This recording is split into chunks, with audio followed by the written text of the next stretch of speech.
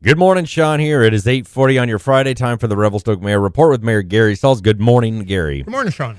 Gary, so did you watch the All Candidates Forum yesterday? I didn't see it live, but I did see it recorded, so I watched it later in the evening. Yeah, so did I. And I just wanted to have a shoot.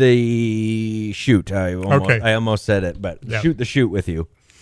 So what's kind of in the works? You get a lot of questions that people have asked. You know, they were messaging on the side, and Liam would ask, and what's kind of already in the works with affordable housing and that type of thing? Like, are some of these things kind of maybe in the works but not talked about yet or not on the forefront? We've had a lot of other things kind of in the front of us, COVID and stuff. Well, we'll talk a little bit about affordable housing. They have a project ready to go. They just need to find their contractor, get their bids in, do that sort of thing, and be able to get that as a 21 or 24 unit thing. This is the one by the ambulance station? Yep. And then, of course, BC Housing with their project on 4th Street.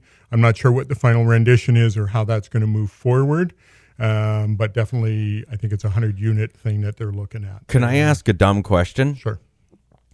With the 4th Street project, Yep. Does the city council really have anything to do with it in terms of progress and time? No. Okay. It's the same thing as Columbia Gardens or Rivers Edge. Yep. You guys have no say. There's nothing to do with it. No, it's something that goes to development services. They look at all the building permits or all the plans and whatnot. But it's totally up to BC Housing. That's exactly it. I have seen posts online, and I think there's some confusion. I truly hate the word affordable housing. It is so vague. Yep. It's like saying outer space.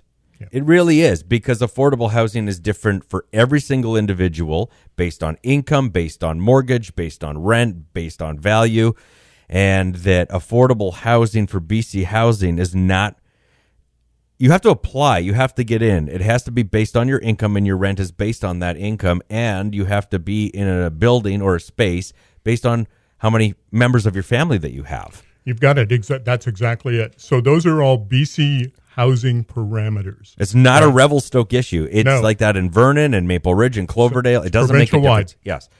So that's not just come here, get cheap rent. It doesn't work like that. No. And it's not a simple process. I've helped a family member go through it. It's paperwork. Yep. You have to be vetted through that process, and they look under every rock to make sure that you're eligible for this sort of thing, because there are so many people that are in need of this kind of subsidized housing. So when we look at that and we say, okay, what BC Housing, what are you going to do? How can you speed up the process? What can you do? So we've talked to the minister and said, what can be done? They're working with BC Housing. There's in the Minister of Municipal Affairs office, there is somebody from BC Housing that sits there, and they're not just sitting at a desk doing nothing. They're working hard to make sure that these projects get done and try and get them done as quickly as possible.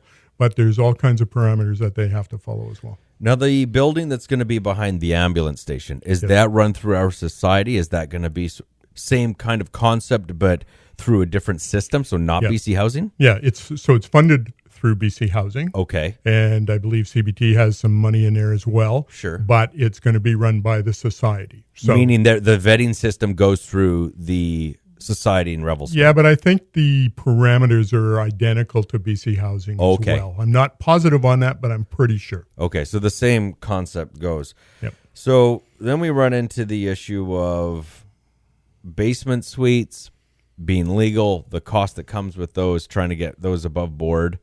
And some have been here for the dawn of time. They were built that way. Yep. And so, we're looking at secondary suites. How can we make it affordable for people to put them in? What kind of charges and whatnot? So Development Services working on that to bring stuff to council at some point. There's already some rules and regulations in, and so they may have to fine tune things, but also, we look at it and say, what can we do? Can we help with carriage houses? Can we help with infill? What can we do as a city to make sure that we have adequate housing? It's a long-term project. It's not something that's going to happen overnight, but it doesn't mean that we've turned a blind eye to it and say, no, we're not going to deal with it. So in the same thing, we have vacation rentals. We have a proposed bylaw or some sort of study coming to us. What is here. a vacation rental, though, to me? Vacation rental, we're looking at Airbnbs, bed and breakfast, those sorts of things. So when we look at that, it's like you're renting out your place for more than 120 days a year. And that's basically what we're talking to. We want more money from you.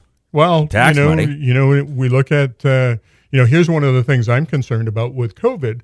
We look at the hotels. They have to have a COVID-19 protocol. They have to do their cleaning. They basically have to. Airbnbs, those who are flying under the radar, they may not have to do anything, or they may not be doing anything. So people need to be cognizant of that sort of thing. So we want to make sure that that's across the board, that everyone's safe. But also, why shouldn't they be paying the MRDT tax, the 2% tax that the hotels are collecting as well? Now, for the online platforms, Airbnb is collecting that stuff. But for, you phone up some guy down the street who's renting out his house by the night sort of thing, and he's not collecting any tax, he's just putting that money into his jeans, those sorts of things. And what kind of fair playing field is that? But also, how safe is that? I would imagine we have some legit Airbnbs. They pay their dues. They have a steady income. They pay their taxes, etc. Then there's ones that are not, and then you've got the houses that are just rented per room. What does that fall under? Do they fall under this air quote of vacation rentals? Because it's not. They're semi-long-term stays. It could be a year. It could be 3 to 5 months. They're per room. So how do you gauge that? Well, I think they have to be rented more than 3 months at a time, sort of thing. But what we look at is there is a legislation that states there can only be so many non-family member people living in the same house. And I think that's 4 or 5.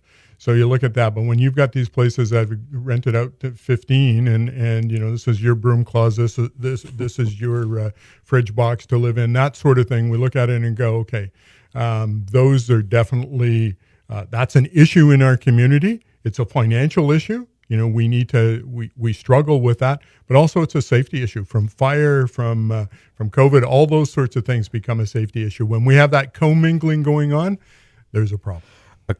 A contractor told me that they went in to fix something in a house, and it was sort of like a crawl space. It was like those little small cupboards. Yep. I guess it's. And there was a mattress in there. I'm going, oh, my God. He goes, yeah, it was right next to the panel. I'm like, oh, nice. Yeah. And so those are the scary things and concerns for us. So, as development services kind of work through the program, and then that will come to council, how do we need to deal with that sort of thing? Have we talked to other municipalities like Fernie or Canmore or Whistler? And I imagine they're in the exact same pickle. They are. And, so we're all kind of the same thing. It comes down to what can we do, what's practical, and what's affordable. So we're working on it, but it's not going to happen overnight. The DCCs comes up quite a bit, Yep. Especially when we're having a by-election. Now, to just give a real brief rundown, someone said, what's a DCC? Development cost charge, and it's based on everybody pays that, but we have to have a list of eligible projects. So let's give an example of we need to build a new bridge across the Yellow Silhouette. That may be a DCC project. So those who are doing development in the community might have to pay a portion of the fees that they pay for DCCs. That would go and be earmarked for that project. And so it's not that we can just collect the money and put it in our sock under the bed and say, yeah, we're going to hold it for a good time. We have to have eligible projects ready to go for DCCs, right? And then we have to make sure that the DCCs kind of fit the project, but also the costs have to be vetted through the provincial government. So if I were to build something like, modestly, like another house or maybe an add-on to my house, would I have a DCC charge for that? If you're building a new house, there will be some sort of a charge. If you're doing an add-on, I'm not sure how that works at this point. Okay, but so obviously, I'm assuming that it's all based on scale. So Yep. You've got a big project, more DCCs. Okay. Yep. So that's I just wanted to bring that up as clarity. It always pops up. And we use a lot of acronyms, and over time, People get people get tired of it and don't even, it just kind of goes over it. Oh, and that project again, what the hell is that? And then they just carry on, right? So, is there anything on your list that you wanted to chat about, touch base on? Yeah, just a couple things. So BC Transit Survey is out. It's on the city website. I think Economic Development website as well. The deadline for that is February 5th, so people can actually go through that. There's some proposals for route changes and that sort of thing with BC Transit, but also there is a point there where you can plan your own route that you think is going to be more suitable for the community. So I encourage people to do that. We have some committee vacancies, Advisory Planning Commission, so that's helping with form and character for some of the projects that are being built in the community. Public Art Committee, if you want to get involved in what kind of art you would like to see in the downtown core. Heritage Advisory Commission, that's dealing with the heritage community and the buildings and whatnot in the community. And then, of course, Economic Development Commission, and that's dealing with growth and what kind of projects and what kind of companies and people you would like to see in the community to kind of move forward as far as financial goes. And then I'll say lastly, we've all heard about the by-election. The general election is February 13th. There's some advance polls, February 3rd, February 10th.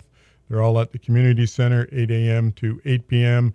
People have already applied for their mail-in ballots, so I believe they either have them or will be getting them soon, and we'll get them in at the appropriate time.